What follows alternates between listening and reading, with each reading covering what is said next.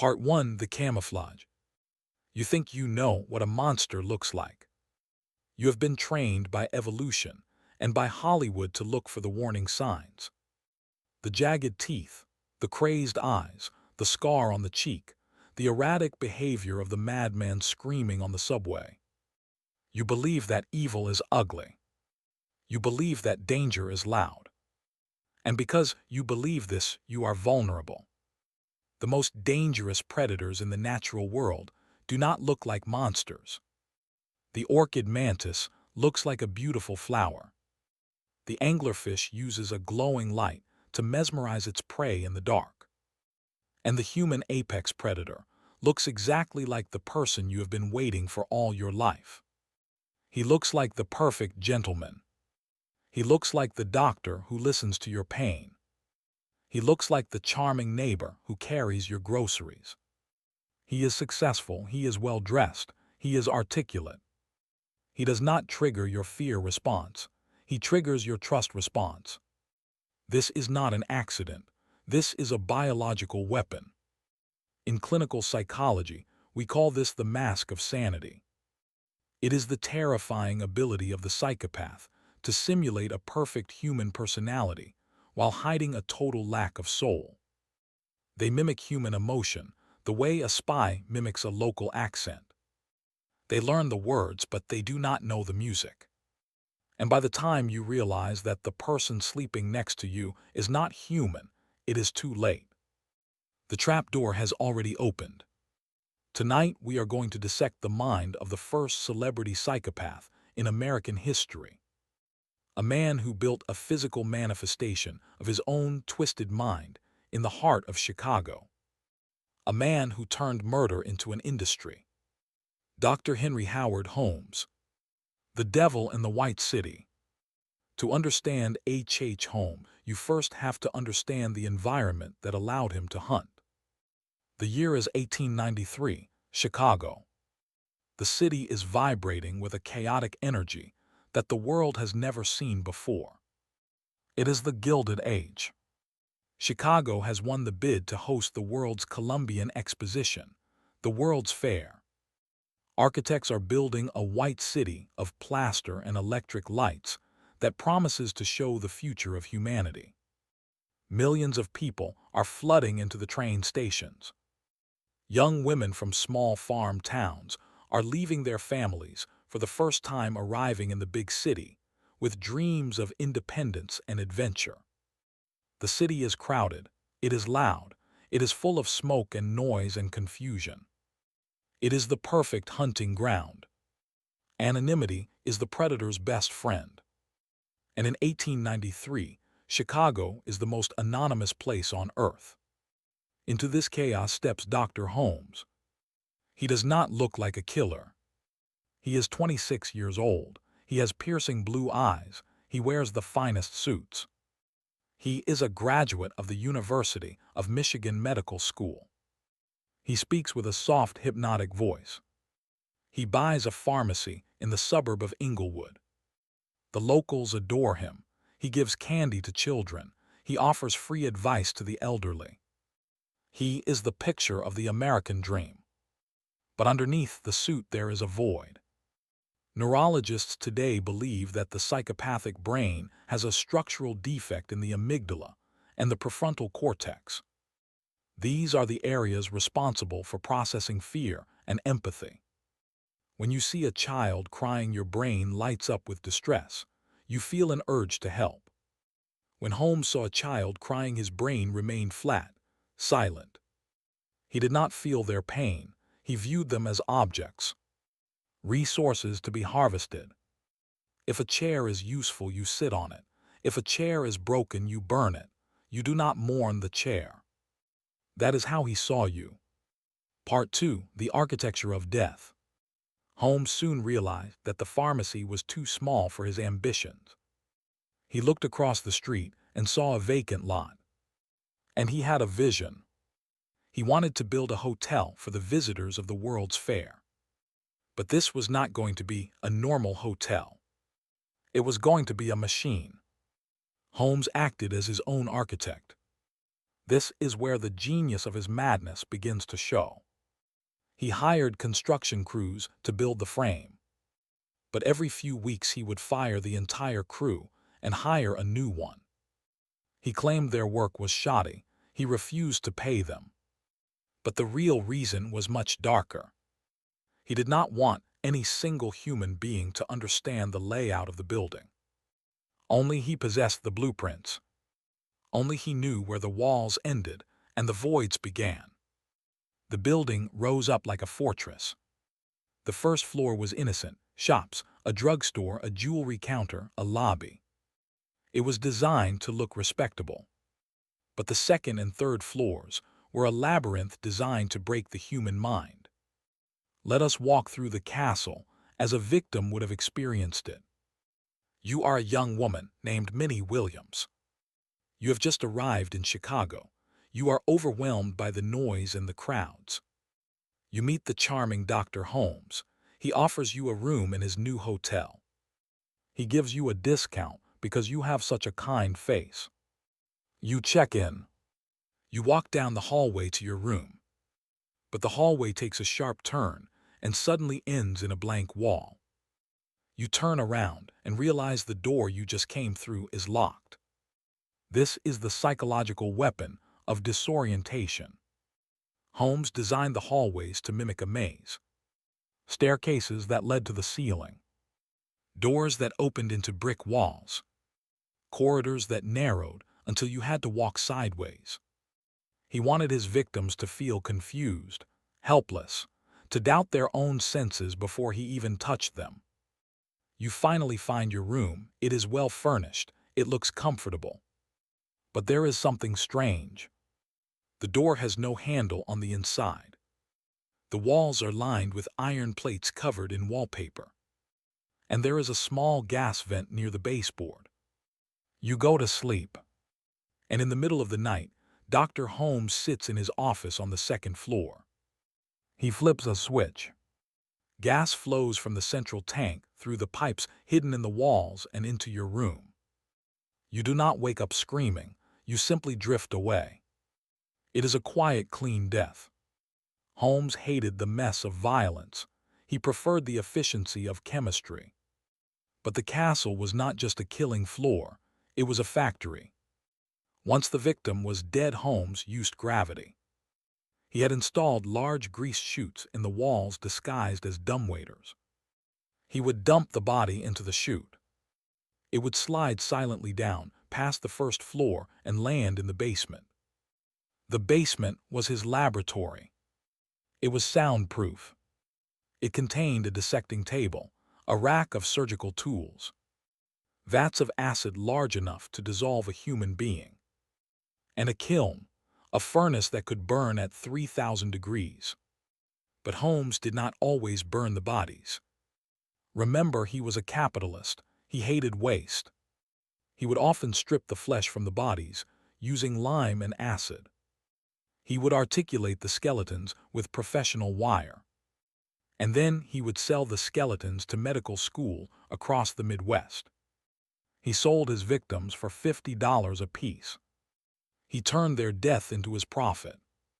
He was stripping them of their humanity twice, first by killing them, then by selling them as products. Part 3. The VICTMS. Statistics are cold.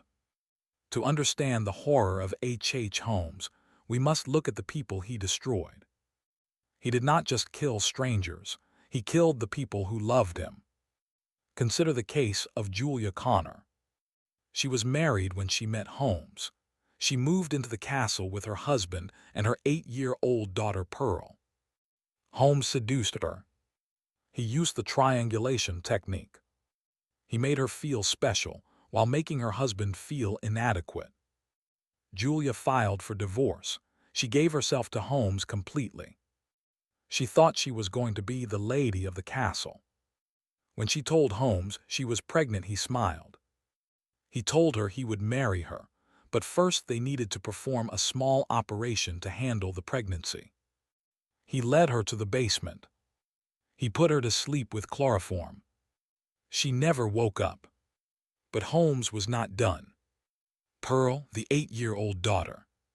She was now a liability. He invited Pearl into his office. He gave her chocolates. He told her that her mother had gone away on a trip and that she would join her soon. He killed her and buried her in the basement.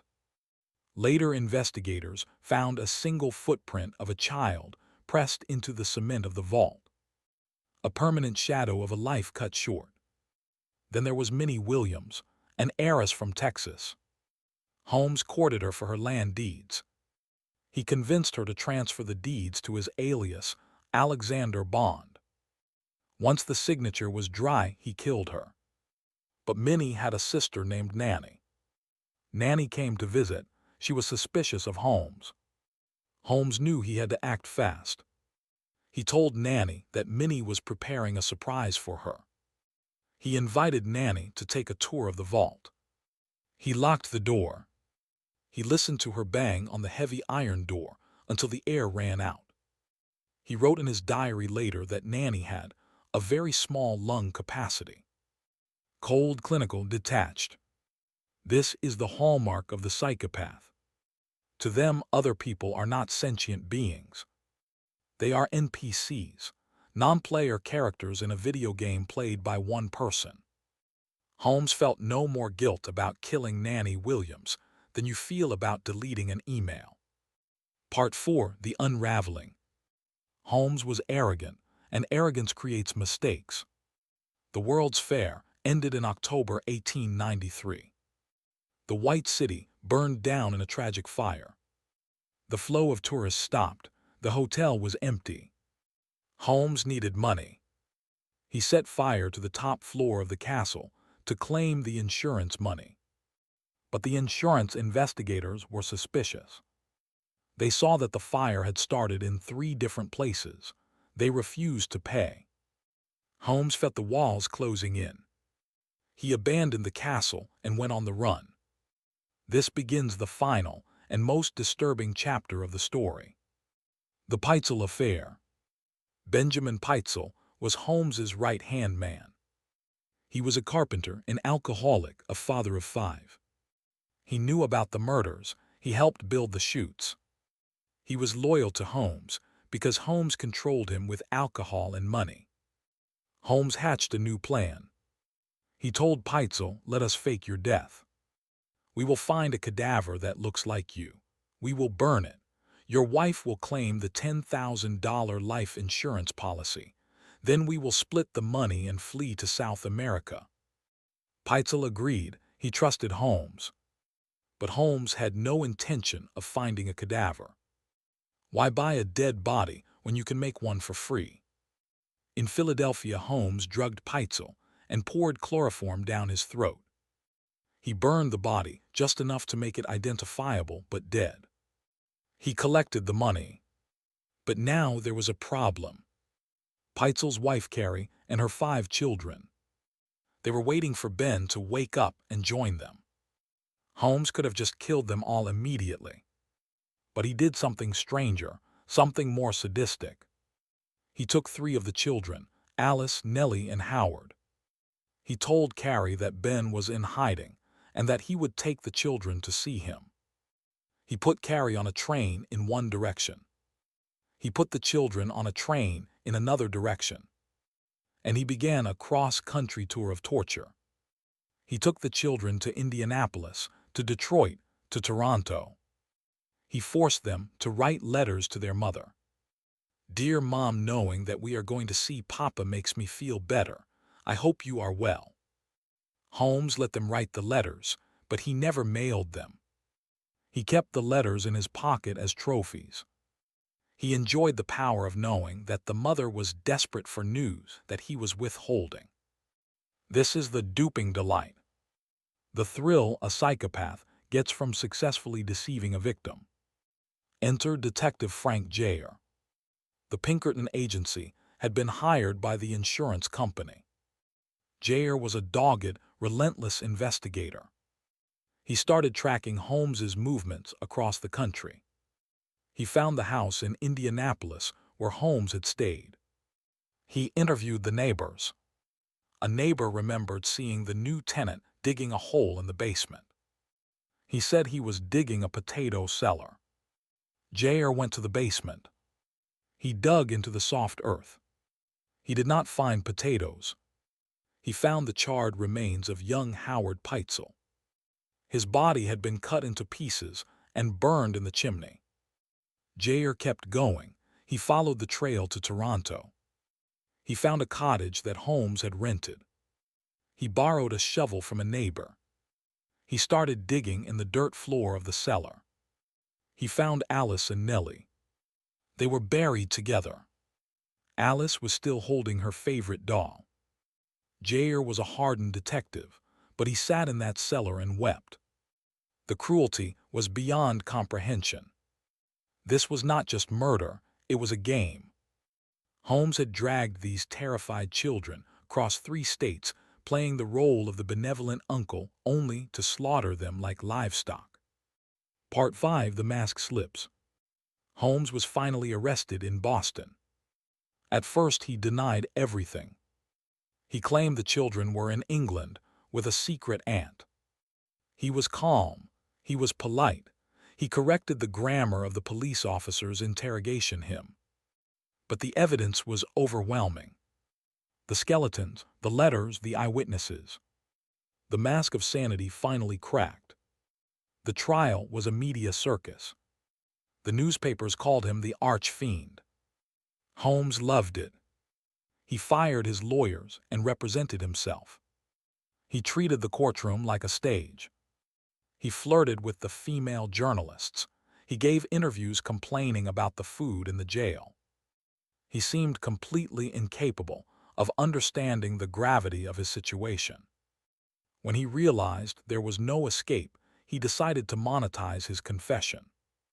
He sold his story to the Hearst newspaper for $7,000. In his confession, he claimed to have killed 27 people. But then he claimed that he was turning into the devil physically. He said his face was changing shape, that horns were growing. This was likely one last manipulation. One last attempt to plead insanity. Or perhaps it was just more marketing. On May 7, 1896, H. Holmes was led to the gallows at Moyamensing Prison. He ate a hearty breakfast of eggs and coffee. He walked to the scaffold without shaking. When the executioner asked for his last words, he did not ask for forgiveness. He did not apologize to the families. He simply said, "Take your time, don't bungle it." He was worried about the efficiency of the procedure, not the morality of his life. The trap door opened. His neck did not break instantly. He strangled for 15 minutes. His feet twitching in the air. The devil in the White City finally died. But his legacy did not die with him. Holmes changed the way we look at strangers. Before Holmes, people believed that a murderer looked like a brute. After Holmes, we learned the terrifying truth. The murderer can be the man who buys you a drink. The murderer can be the man who designs your house. The murderer can be the man who holds your hand. Part 6: The Modern Predator. You might be thinking that was 1893. We have technology now. We have background checks. That could never happen today. You are wrong. The predator has evolved. Holmes had to build a physical hotel to trap his victims. Today the predator builds a digital one. The modern psychopath does not need a gas chamber. They use dating apps. They use corporate structures. They use social media. The corporate psychopath is a documented phenomenon. Dr. Robert Hare, the creator of the psychopathy checklist, found that psychopaths are 4 times more likely to be found in senior management positions than in the general population. Why? Because the traits that make a serial killer, ruthlessness, lack of empathy, charm, manipulation, are the same traits that are rewarded in cutthroat capitalism. Holmes would have been an excellent CEO. He would have fired thousands of employees to boost the stock price without losing a wink of sleep. And in the world of romance, the Mask of Sanity is more effective than ever. On a dating app, you are a picture and a bio. A psychopath can curate a perfect persona. They can love bomb you digitally. They can mirror your interests perfectly because they have studied your profile. They create a shared fantasy, just like Holmes created the fantasy of the hotel. You check in, you give them your heart, you give them your money. And by the time you realize the hallway leads to a brick wall, they have already moved on to the next victim. Part 7. The Defense Protocol. So how do you survive in a world where the wolves wear designer suits? How do you spot the glitch in the mask before it is too late? You cannot rely on your eyes. Your eyes will see the charm. You must rely on your instincts and a rigorous set of rules. We call this the Psychopathy Detection Protocol. Rule number 1. The glib and superficial charm. Normal human interaction has friction. We stumble over words, we have awkward pauses, we reveal insecurities. The psychopath does not. They are glib. They have a quick, smooth answer for everything. They use intense, unbreaking eye contact. If you meet someone who feels too perfect, someone who charms your mother, your boss, and your dog in the first 5 minutes, be terrified. Authenticity is messy. Perfection is a script. If it feels like a performance, it is, because you are the audience. Rule number 2. The emotional uncanny valley. Psychopaths know the names of emotions, but they do not feel the weight of them. Watch them when something tragic happens. Do they switch emotions too quickly? Can they go from devastated to ordering pizza in 3 seconds? This is the switch. It reveals that the emotion was just a tool to get a reaction from you. Also watch for cold empathy. They might say, "I understand that is hard for you," but their eyes are dead. They are processing the data of your pain, but not the feeling. Rule number 3. The history of destruction. Holmes left a trail of ruined people behind him. Psychopaths always do. But they will have a story to explain it away. My ex was crazy. My business partner stole from me. My family is toxic. If every person in their past is described as crazy or evil, you are looking at the common denominator. Do not listen to their stories. Look at the body count. If they have a history of broken contracts, sudden moves, and ruined relationships, that is the pattern. The past is the only reliable predictor of the future. Rule number 4. The pity play. This is the most dangerous one. We expect predators to be aggressive, but often they are pathetic. Holmes often played the victim to get women to trust him. "I am so lonely. Nobody understands me." Martha Stout, the author of The Sociopath Next Door, wrote, "If you are looking for the defining mark of the sociopath, it is not the evil stare. It is the pity play. They weaponize your empathy against you. They make you feel sorry for them, so you will lower your defenses. If you find yourself constantly feeling pity for a man who seems to have bad luck everywhere he goes, wake up. He is not unlucky, he is hunting." Epilogue. The Ghosts. The site where the murder castle stood is now a post office in Inglewood, Chicago. The physical trap is gone, but the psychological trap remains. H. Holmes proved that the human mind has a fatal vulnerability. We want to believe. We want to believe that the handsome doctor is a hero. We want to believe that the charming businessman is a genius. We want to believe that evil is ugly. But if you remember nothing else from this story, remember this. The devil did not come to Chicago with horns and a pitchfork.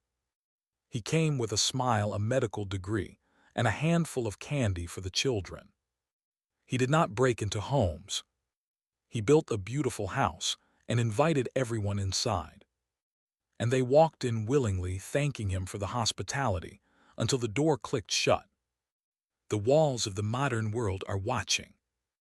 And the man standing next to you in the elevator might be wearing a mask.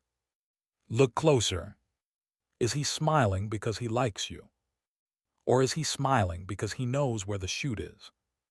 This is Mysteria. Trust your instincts. They are the only thing standing between you and the basement.